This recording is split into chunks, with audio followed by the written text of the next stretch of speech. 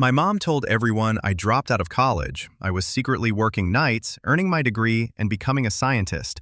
Then my Alumni magazine put me on the cover.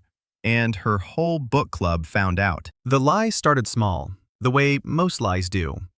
It began as a misunderstanding, the kind nobody bothers to correct because the truth is messier than the simple version people prefer to believe. My name is Marcus. I am 28 now, and for the last 6 years, my mother has been telling people I dropped out of college. Not because I did, not because I gave up, not because school was too hard for me. She told that story because she never really asked what happened. And after a while, I got too tired to keep explaining the truth to people who had already been handed a different version of my life. It started during my sophomore year at State University. I was on the pre-med track, living in the dorms, taking the usual classes, and doing everything the traditional way. My parents were paying my tuition, I was getting decent grades, I had a clear path in front of me, at least on paper. Life was following the script my parents had written for me before I had ever really understood how heavy that script would become. Then, my dad lost his job. It was not because he had done anything wrong. The company downsized. He came home with 2 months of severance, a handshake, and a face that looked like he had aged 5 years in one afternoon. Almost overnight, our family finances went from comfortable to unstable. I still remember the conversation that changed everything. My dad sat at the kitchen table, both hands wrapped around a mug he was not drinking from. My mother stood behind him, with one hand on his shoulder, looking exhausted and scared, but trying not to show it. My dad looked at me and said, "We need to talk about school." I already knew where it was going before he finished the sentence. He told me he knew I was doing well.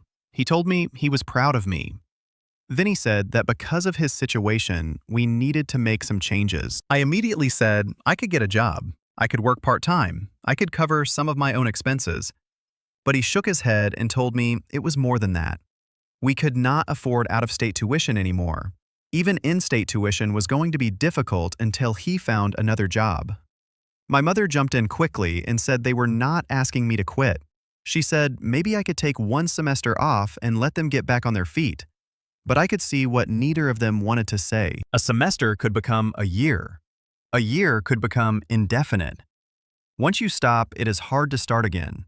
Statistics do not lie about that, and I knew myself well enough to know that momentum mattered. So I asked what would happen if I transferred somewhere cheaper, maybe community college near home, at least temporarily. Maybe I could work while taking classes. The relief on their faces was immediate, and that relief hurt more than I expected. My mother said that could work, just temporarily, until things stabilized. So I withdrew from State University, enrolled at the community college near my parents' house, and picked up a full-time night shift job at a warehouse, 40 hours a week. 11 at night to 7 in the morning. I slept during the day, went to classes in the evening, studied whenever I could find time, and tried to pretend my body was not falling apart from exhaustion. It was not the college experience I had imagined. There was no dorm life, no campus activities, no study groups at the library, no casual lunch with classmates on a sunny quad. My life became work, class, sleep, repeat. I did not tell my parents the full truth about the night shift at first. I did not want them to worry, and I did not want them to feel guilty. I just told them I was working part-time and taking some classes.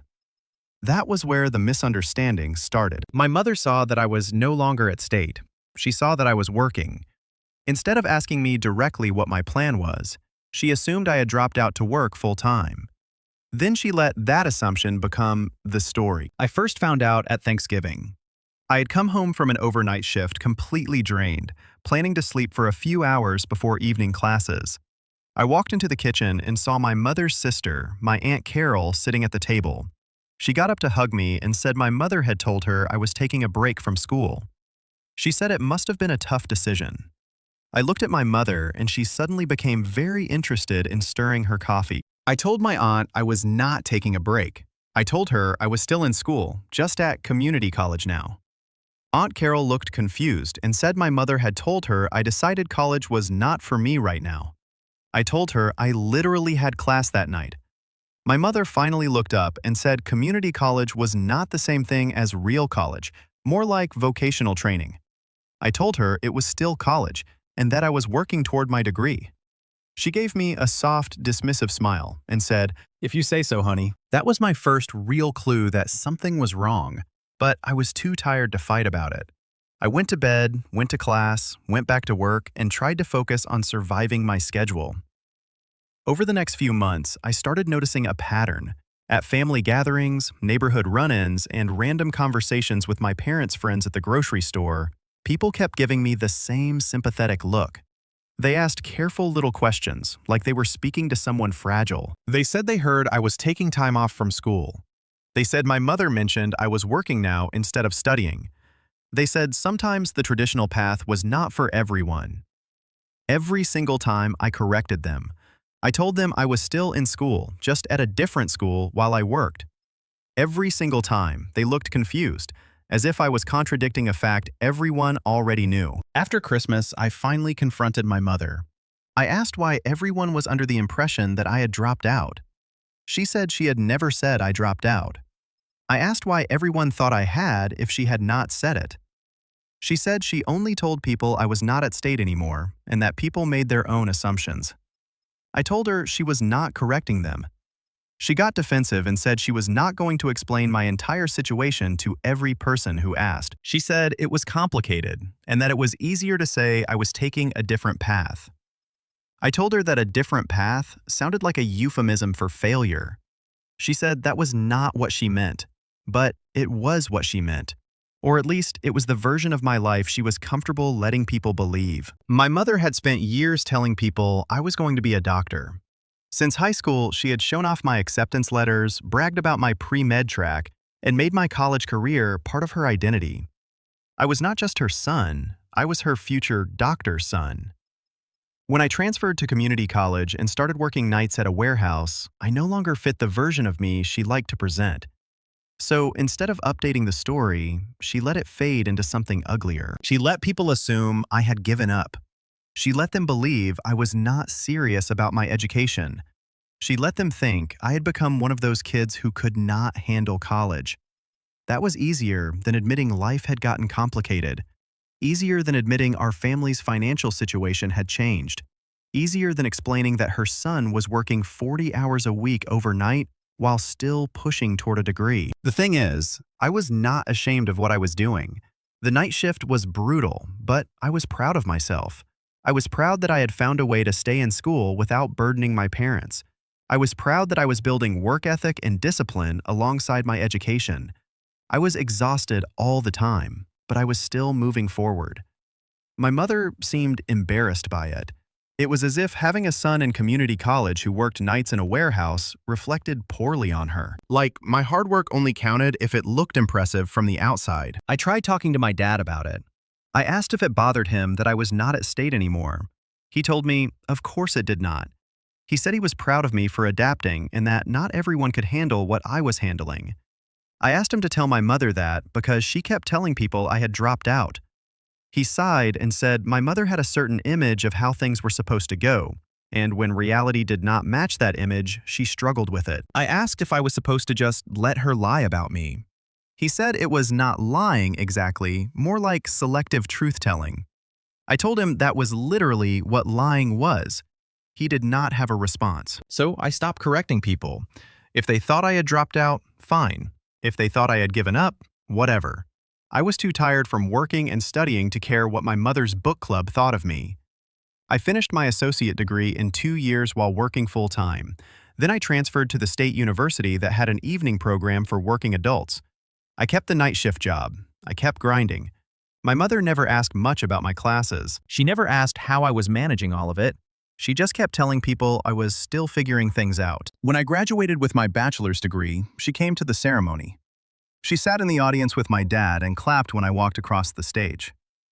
Afterward, her friend Diane congratulated her and said she must be proud. Diane said she thought I had given up on school. My mother laughed and said, "Oh no. He took an unconventional path, but he got there eventually."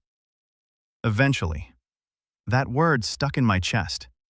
It made it sound like it had taken me longer than it should have, like I had wandered around and finally stumbled into a degree. I graduated in exactly 4 years from when I had left state, the same timeline as if I had never left. But because those 4 years involved work, community college, and night school, they did not count the same way in her mind. After graduation, I got a job as a research assistant at a pharmaceutical company. It was entry-level, but it had good benefits and room to grow. I moved into my own apartment.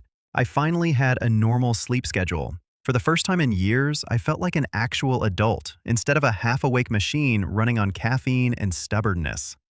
My mother's narrative evolved again. Now I was finally getting serious about life, as if the previous 4 years of working full-time while earning my degree had not been serious. I dated, I made friends, I built a life. When my mother mentioned me to her friends, she still used qualifiers. She would say I was doing well, now that it had taken me a while to find my path, but I was figuring it out.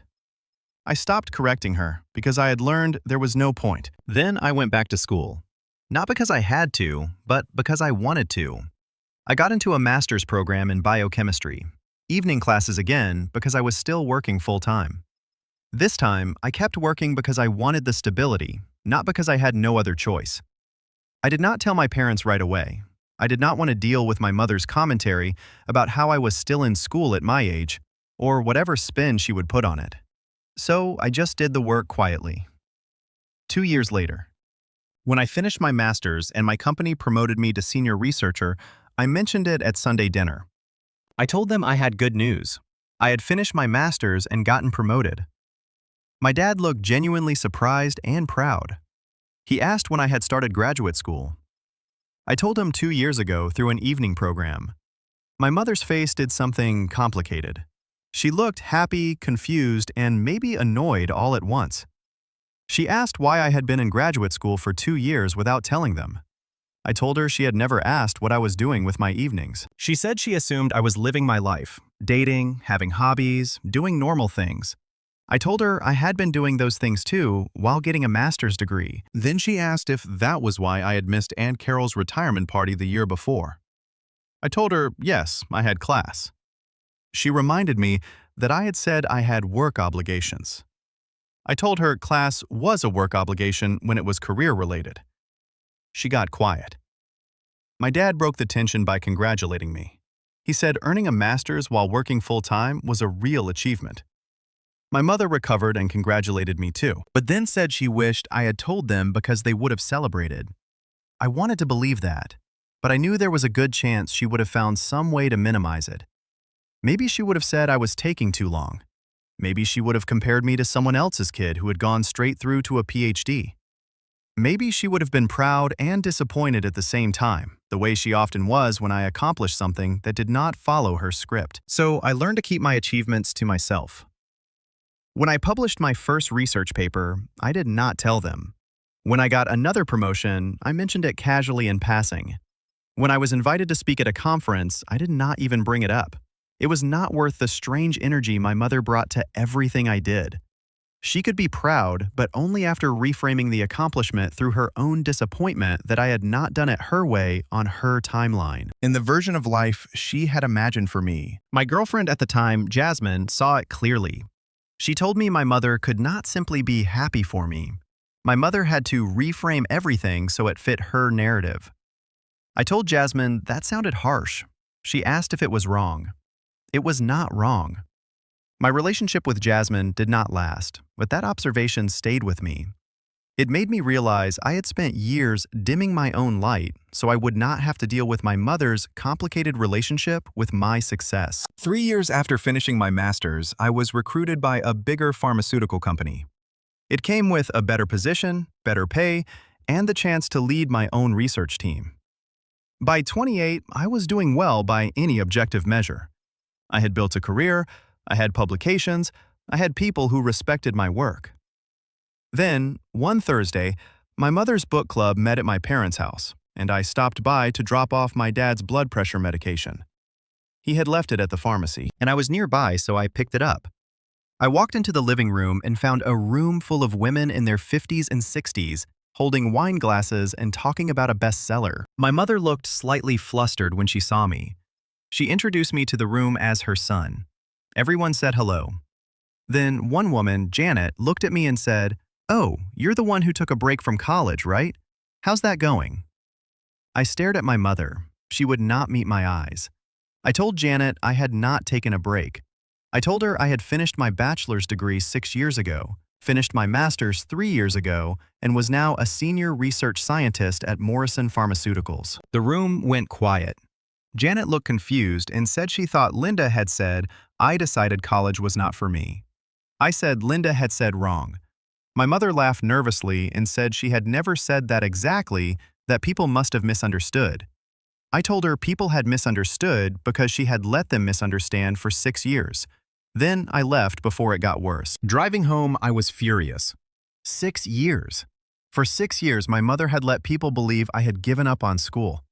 She had let them think I was working some dead-end job barely getting by, one of those kids who could not handle higher education. And I had let her because correcting her was exhausting. Every time I tried to set the record straight, she twisted it somehow until I sounded defensive or dramatic. That night, I called my dad and asked if he knew she had been telling people I was a dropout. He sighed and said he knew she had not been entirely accurate about my situation. I repeated his words back to him because they were absurd. Entirely accurate? I told him she had been lying. He said she saw it differently. In her mind, leaving state was giving up, and everything after that was just me trying to recover from that decision. I told him I had not given up. I had adapted. I had found a way to finish school while supporting myself. He said he knew that. I said he knew it, but my mother had a harder time seeing it that way. I asked why. He said admitting I had done it on my own meant admitting they had not been able to help me, and that was hard for her. That stopped me. I had not thought of it like that. I asked if she would rather have people think I failed than admit she could not pay for my education. He said he did not think she had thought it through that clearly. He thought she had gotten uncomfortable with the questions and given answers that were easier for her to live with. I told him that was really messed up. He said he knew. After we hung up, I sat in my apartment and looked at the degrees framed on my wall, my research publications, and photos from a conference where I had been a keynote speaker. All the proof that I had succeeded despite the obstacles, not failed because of them, was right there in front of me. My mother had spent 6 years telling people the opposite. I did not talk to her for a month after that. I ignored her calls. I kept my replies to her texts short and factual. My dad called occasionally to check in, never pushing, just letting me know he understood why I was upset. Then something happened that changed everything. The Alumni magazine from State University, the school I had left after sophomore year, reached out to me. They were doing a feature on alumni who had taken non-traditional paths to success, and they wanted to interview me. Apparently, my research had caught someone's attention. A paper I had published on protein synthesis inhibitors had been cited in several major studies. Someone at State had tracked down that I had briefly attended and thought my story would be interesting.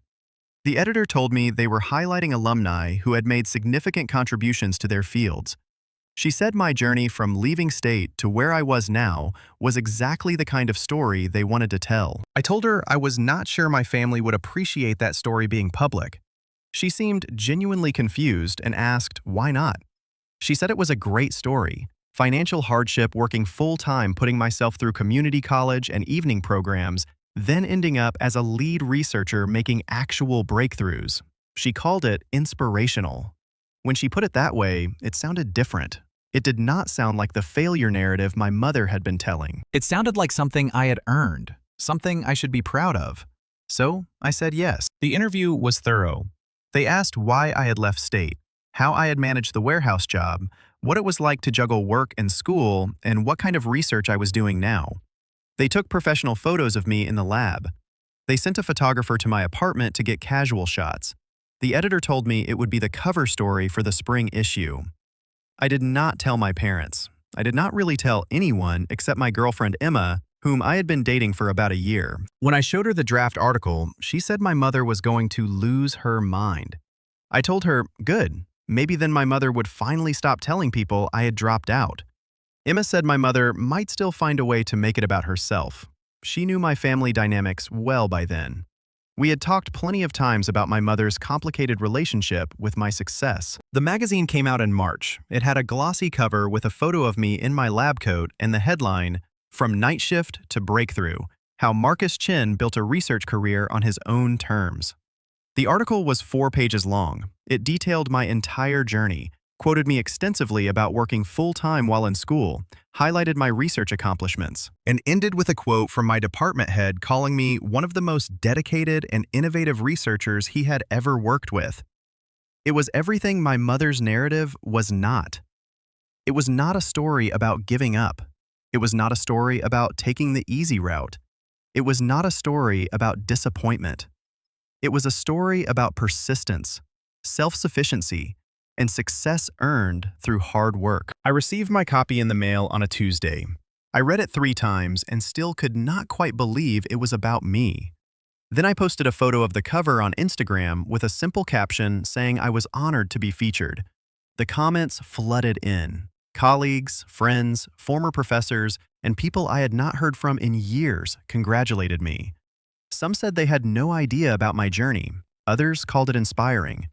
Then, on Thursday afternoon, my dad called me. He told me my mother's book club had met that day. Janet had brought the magazine with her. She subscribed because her daughter had gone to state.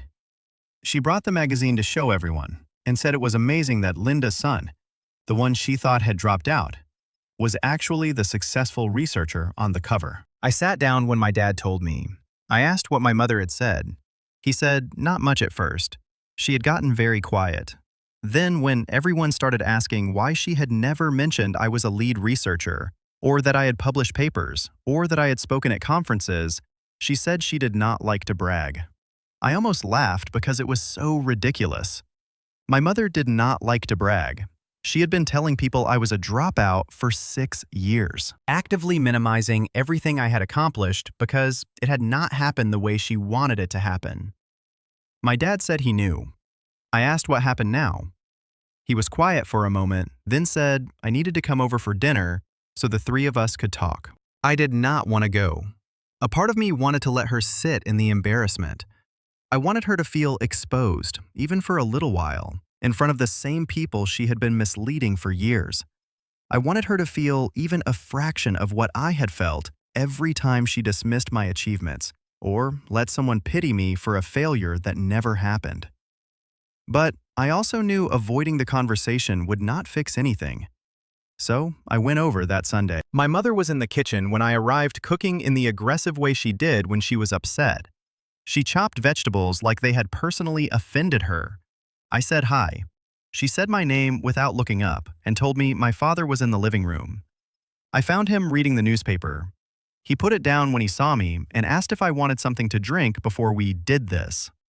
I asked if it was going to be that bad. He said it was going to be honest, and honest was often worse. We sat down at the dinner table. My mother served the food silently. We ate in uncomfortable quiet for a few minutes before my dad finally asked if she wanted to start or if he should. My mother set down her fork and said she had seen my magazine article. I told her I figured. She said I could have told her about it. I told her I could have told her about a lot of things. My master's degree, my promotions, my published research, my speaking engagements, but I had stopped telling her things because she had a way of making them feel less significant than they were. She said that was not fair. I asked if it was not fair considering she had been telling people I dropped out of college for 6 years. I told her she had let everyone believe I failed, that I could not handle higher education, that I gave up.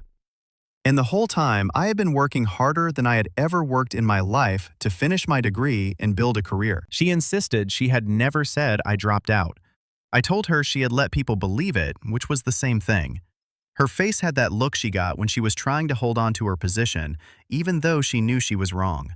She said people had made assumptions. I told her they made assumptions because she did not correct them. I told her it had been easier for her to let them think I had failed than to explain that our family had financial problems and that I had found a way to handle it myself. That landed. She flinched. I told her that was what it was really about. She had been embarrassed that we could not afford to keep me at state, embarrassed that her son had to work the night shift at a warehouse, embarrassed that I went to community college instead of the prestigious university she had been bragging about. Instead of being proud of me for adapting, she had let everyone think I had given up. She said quietly that she had been proud of me. I asked why she had never said it. Why had she not corrected people when they felt sorry for me? Why had she not told her book club I had graduated with honors, gotten into a competitive graduate program, or led research projects? She did not answer. She just sat there as tears started to form. My dad spoke up and told her I was right. He said she had been carrying shame about our financial situation and projecting it onto my story. He told her my story was not shameful, it was the opposite. My mother said she knew that. She said that when people asked about me, she had not known what to say. It felt complicated. The more time passed, the harder it became to correct the misunderstanding. I told her she had let that misunderstanding become my identity. The son who could not hack it at college, the disappointment, the one who took the easy route.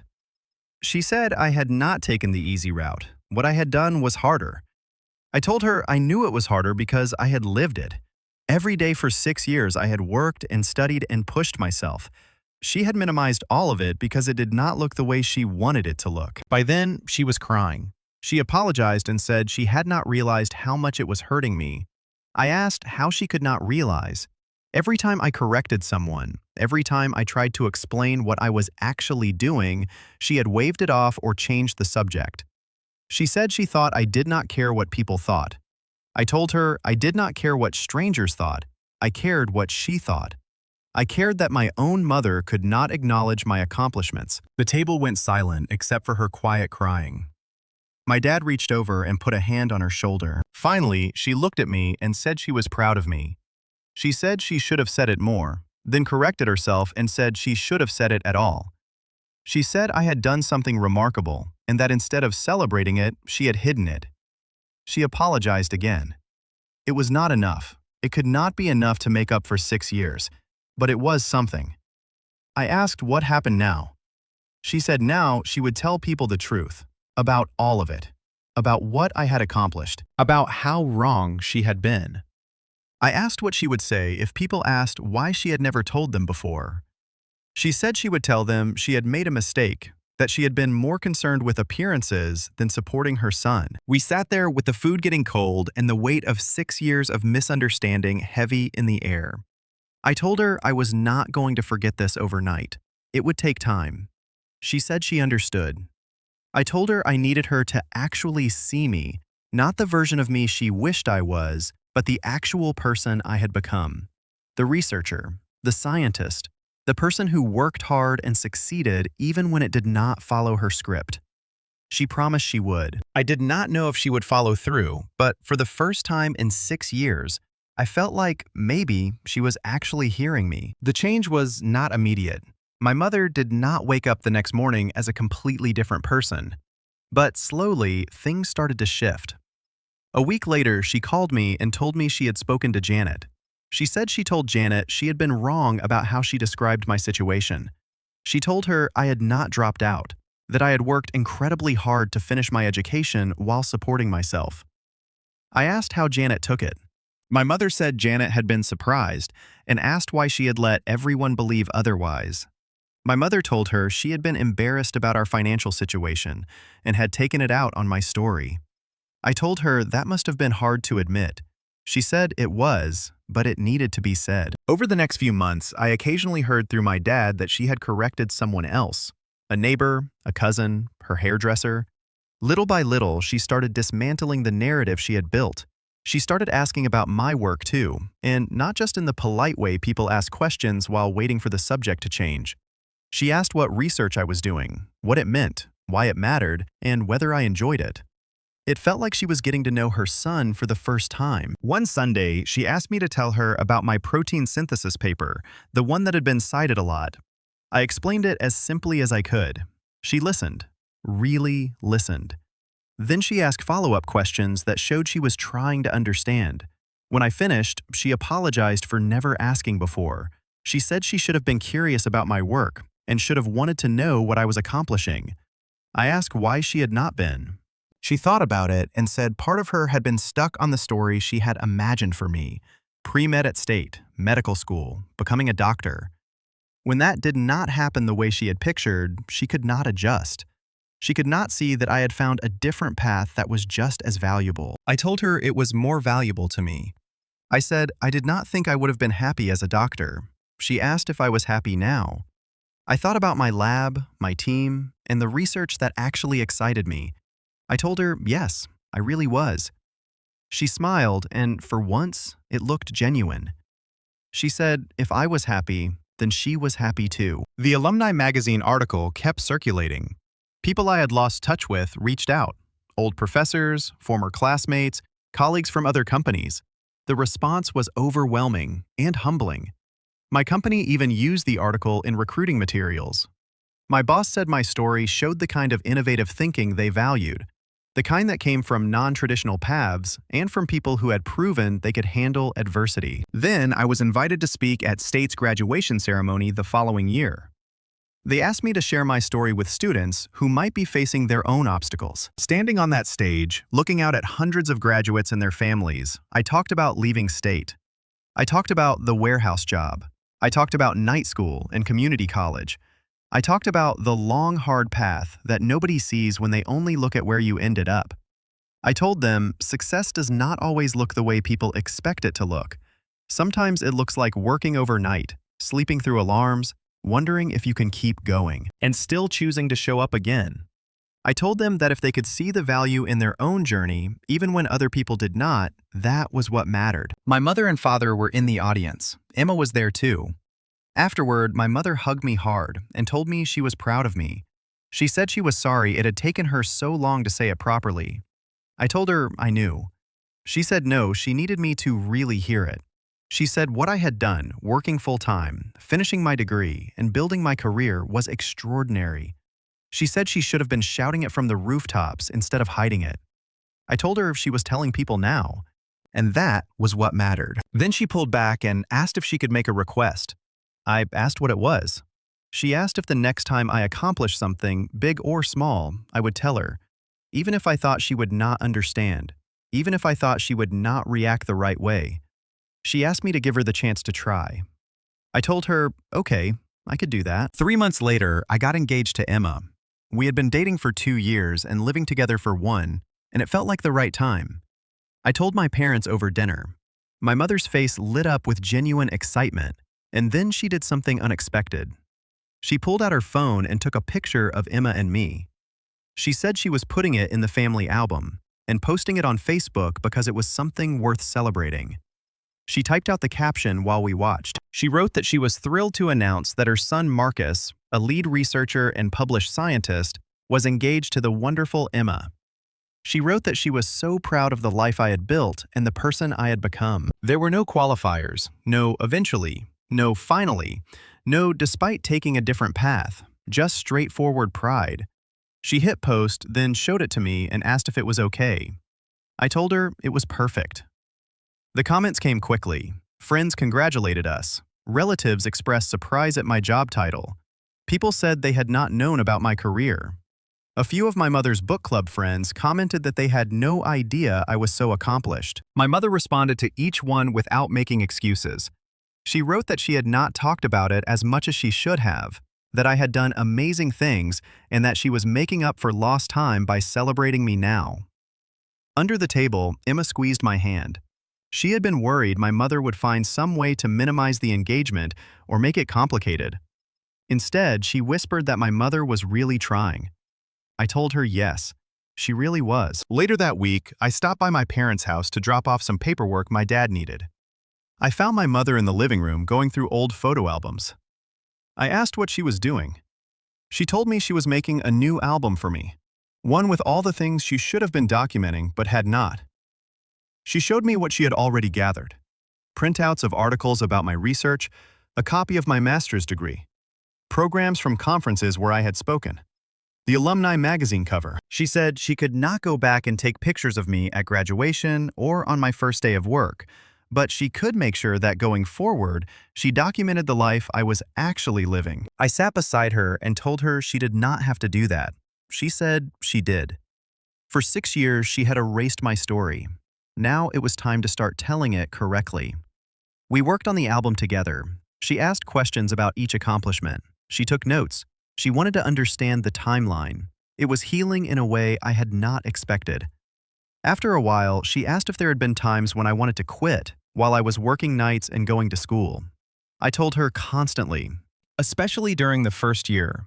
I had been exhausted all the time and felt like I was failing at everything. She asked why I had not told them. I told her because she had already decided I had given up. What was the point of telling her I was struggling when she thought I was not even trying? She got quiet. Then she apologized for not being there when things were hard. She said she should have asked and checked in. I told her she was asking now, and that counted for something.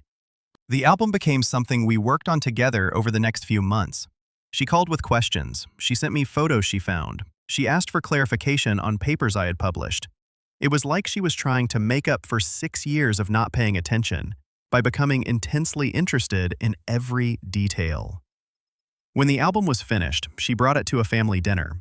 She passed it around to relatives who had spent years thinking I was a dropout. Then she stood up and said she needed to make something clear. She told everyone that for years she had let people believe I had dropped out of college, that I had given up on education. She said that was wrong, and she had been wrong to allow it. She said the truth was that I had worked harder than anyone she knew to finish my degree while supporting myself. She said I had a master's degree, had published research papers, and was a lead scientist doing work that mattered. Then she said she was sorry she had never told them that before. The room was silent at first. Then Aunt Carol, the same aunt who had asked me years earlier if I was taking a break from school, started clapping. Others joined in. My mother continued. She said she was proud of her son, not for eventually getting his act together, not for finally figuring things out, but for being exactly who I had always been, hardworking, dedicated, and brilliant, even when she had not been able to see it. I had not expected to get emotional, but I did, because this was what I had needed 6 years earlier. Not just acknowledgement, pride, not just acceptance, celebration. After dinner, as people were leaving, Janet from book club pulled me aside. She told me my mother talked about me very differently now. I asked what she meant. Janet said my mother used to change the subject when anyone asked about me. Now she brought me up voluntarily. She told everyone about my research. Janet said it was nice to see. I told her honestly that it was nice to experience. Emma and I got married 6 months later. At the reception, my mother gave a speech. When she started with the words, "When Marcus was in college, I braced myself out of old habit." But then she said that I had faced obstacles that would have made most people quit. Financial hardship, working full-time overnight, juggling classes and exhaustion, impossible odds. She said I had not just survived it, I had excelled. I had graduated with honors. I had gotten my master's while working full-time. I had become a researcher doing work that could save lives. Then she looked at me and said that for a long time, she had not seen that. She had not acknowledged it. She had been so caught up in the path she had imagined for me that she could not appreciate the path I had actually taken. But she said my path was better, more real, and more earned. She raised her glass and said, "To Marcus, who succeeded despite the obstacles, including me, and to Emma, who sees him for exactly who he is, which is extraordinary." The room applauded. Emma was crying happy tears. My dad was beaming. And I realized that the story had finally been corrected, not just in what people believed, but in what they celebrated. For 6 years, I had felt invisible, erased, and diminished inside my own family's version of my life. But the truth had always been there, waiting to be seen. Sometimes, the truth just takes time to catch up.